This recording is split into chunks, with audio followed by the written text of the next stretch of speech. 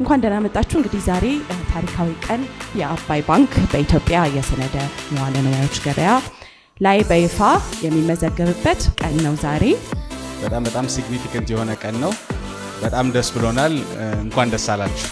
እኛ ከእናንተ በኋላ መተን ስቶክ ኤክስቼንጅ አቋቁመን አሁን ወግ ባለው እና ሬጉሌትድ በሆነ ፕላትፎርም ላይ ለማገበያየት አበቃናችሁ እንጂ ብዙን ድካም እና ስራ የሰሩት የእናንተ መስራች ባለ አክሲዮኖች ሰራተኞች ናቸው። ለነሱ ከፍ ያለ ምስጋና ማቅረብ እንፈልጋለን። ባለፉት 3-4 ዓመታት በጣም ብዙ መንገዶች መተናል። ግን ከዚህ በኋላ የምንሄደው መንገድ የበለጠ የረዘመ የበለጠ ፍሬያማነት ያለበት የበለጠ ተሳትፎ ያለበት እንዲሆን ነው ምኞታችን።